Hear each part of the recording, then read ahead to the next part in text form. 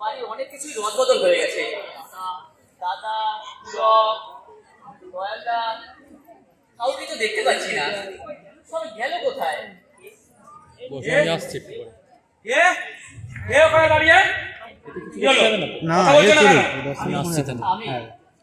কেমন আছে বিকাশ?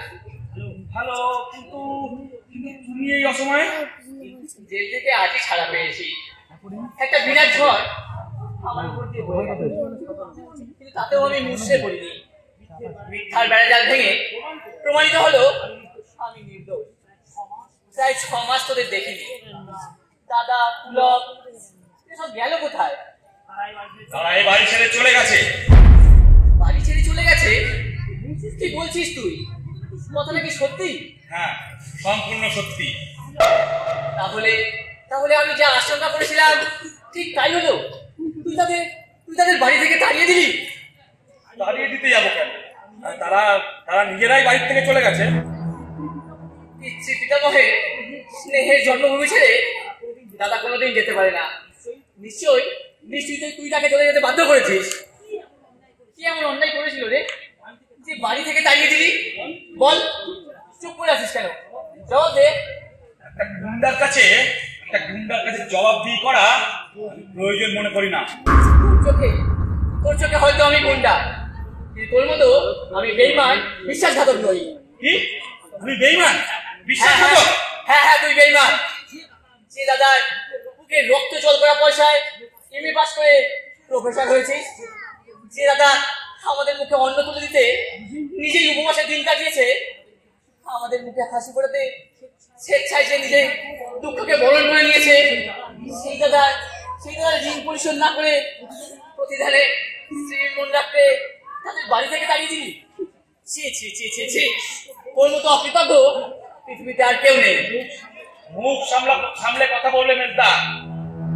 আমার দাদাকে তুই বনবাসে পাঠিয়েছিস, দাদার প্রাণে আঘাত দিয়েছিস। তোর অনেক ঔদ্ধত্য আমি সহ্য করেছি, কিন্তু আর নয়। কি করবে তুমি? এ বাড়িতে আমাদেরও সমান অধিকার আছে। দাদা যেখানেই যাক তাদের আমি তন্ন করে খুঁজে মাথায় করে নিয়ে আসবো। এই বাড়িতে ভেঙে ঘুরিয়ে দেবো তোর এই নিয়া নিবাস। তারপর আমি নতুন করে তৈরি করবো কাদা মাটি দিয়ে সুখের বিমান ভবন। তুমি স্বপ্নে বিভোর হয়ে অতীতের স্মৃতি ভুলে স্ত্রীর মন রাখতে দাদার চোখে দাদার মুখে যে ছুরি বসায় তার মুখে দাদারা শুনতে আমি ঘৃণা বোধ করি। আমাকে ঘৃণা করার আগে যে স্ত্রীর স্বরূপ চিনে যাও। কেন, কি করেছে মল্লিকা? সে কথা বলতে আমার মল্লিকা রেখে আসল কথা খুলে বল। তুমি জেলে যাওয়ার পর তোমার ওই ডাক্তার বন্ধু প্রায় এই বাড়িতে আসতো, আর তোমার বউ তার সঙ্গে অবাধে মেলামেশা করতো। আমার স্ত্রী তাকে দেখে ফেলায় তাকে অকথ্য ভাষায় গালিগালাজ করেছে। একথা আমি বিশ্বাস করি না। তুমি বিশ্বাস করবে কি না করবে তাতে আমার কিছু যায় আসে না, তবে আমি যা দেখেছি যা শুনেছি তাই তোমাকে বলে গেলাম। না, আমি কিছুতেই বিশ্বাস করতে পারছি না। ওই তো ডাক্তার এদিকেই আসছে। তবে কি বিকাশ যা বললো তাই সত্যি? না, আমি প্রমাণ চাই।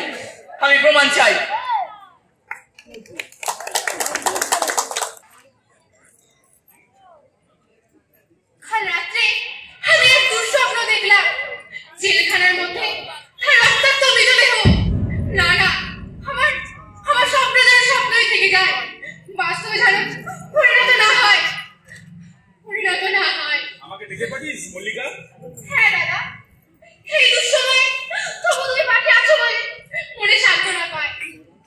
অধমকে যখন দাদা বলে ডেকেছিস তখন তোর পাশে আমি সবসময় থাকবো। যখন খুশি ডেকে পাঠাবি আমি সব কাজ ফেলে তোর কাছে ছুটে আসবো। তোমাকে আজ একটু কষ্ট করতে হবে দাদা। তোর জন্য আমি সবকিছু করতে পারি।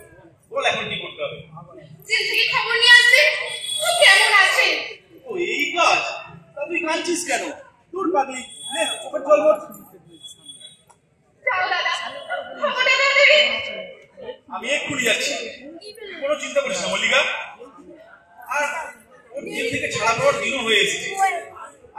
চিন্তা থাকবে না।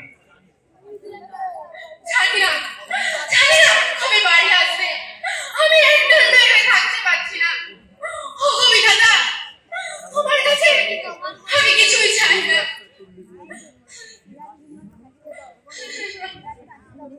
নিশ্চয়ই তুমি অন্ধকার থেকে আলোর পথে যাবে। তুমি অবাক হয়ে যাচ্ছ তাই না? কেমন আছো? তার আগে জবাব দে কলঙ্কিনী, এই যদি তোর মনে ছিল তবে আমার জীবনটাকে কেন তুই ছারখার করে দিলি সর্বনাশী? এসব কি বলছো? যা বলছি নিশ্চয় শুনতে পাচ্ছিস। কি ভেবেছিস আমি কিছু জানি না? ওরে শয়তানি, দারিদ্রকে যদি তোর এতই ভয় তবে কেন আমাকে বিয়ে করেছিলি? বল, জবাব দে। স্বামী, চুপ কর ব্যভিচারিণী, তোর ওই পাম্পুকে আমি স্বামী সম্বোধন শুনতে চাই না। তুমি বিশ্বাস করো আমি কোনো নিজের চোখে সবকিছু দেখেও আমাকে বিশ্বাস করতে হবে তুই সতী? না, তুই অসতী। যা দূরে যাবে চোখের সামনে থেকে। তুমি কি দেখেছো?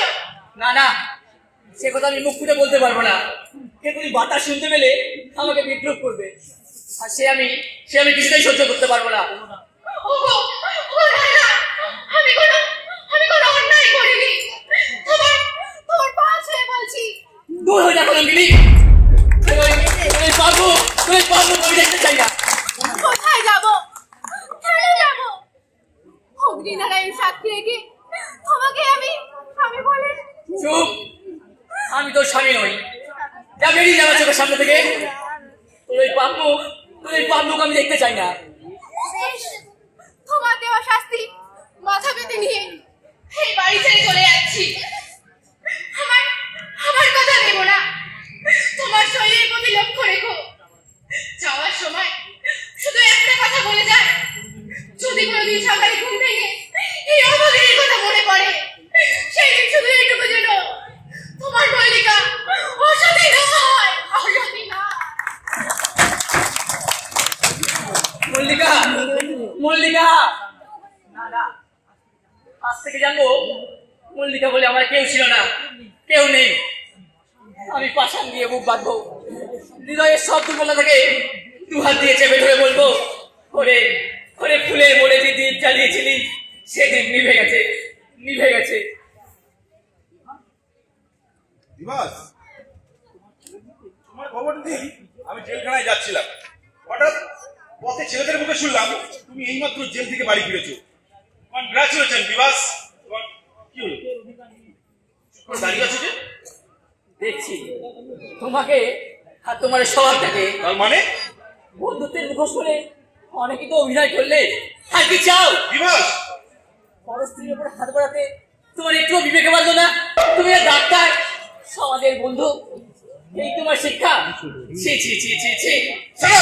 চিৎকার করেও আমার কণ্ঠ রোধ করতে পারবে না। তুমি অস্বীকার করতে পারো মল্লিকার সঙ্গে তোমার কোনো সম্পর্ক নেই? হ্যাঁ আছে, মল্লিকার সঙ্গে আমার সম্পর্ক আছে। সেই সম্পর্ক শুধু ভাই আর বোনের। বোন? তুমি বিশ্বাস করবে কিনা জানি না, তবে আমি ঈশ্বরের নামে শপথ করে বলছি, আমি মল্লিকাকে বোনের মতো ভালোবাসি, স্নেহ করি। তুমি জেলে যাওয়ার পর মাঝে মাঝেই আমি এই বাড়িতে আসতাম বর্দাকে সান্ত্বনা দেওয়ার জন্য। দেখতাম মল্লিকা নিঃশব্দে চোখে জল ফেলছে আর গাধার মতো খেটে চলেছে। একদিন সে আমার কাছে তোমার জন্য আমার কাছে কাঁদতে লাগলো। ওরে সে কান্না আমার বুকে ব্যথা ঢেউ তুলেছে। এই পৃথিবীতে আমারও কেউ নেই, তাই সেদিন থেকেই মল্লিকাকে আমি বোনের আসনে প্রতিষ্ঠিত করেছি। আর আজ ওরই কথায় ওর চোখে জল মুছিয়ে দিয়ে তোমার খবর নিতে যাচ্ছিলাম। ও কি ভুল আমি করেছি। ওই বিকাশের কথা শুনে মল্লিকাকে আমি বাড়ি থেকে তাড়িয়ে দিয়েছি। বর্দাকে চক্রান্ত করে ওই দাঁড়িয়েছে ওই বিকাশ। আজ তোমাকে তাড়ানোর তার দ্বিতীয় প্ল্যান। দাদা, আমি কোনদিনও মল্লিকাকে ভুলতে পারবো না।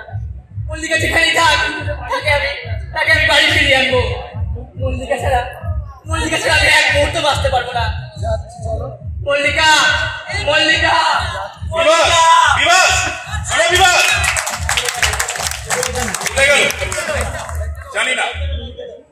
জানি না মল্লিকা জীবিত না মৃত।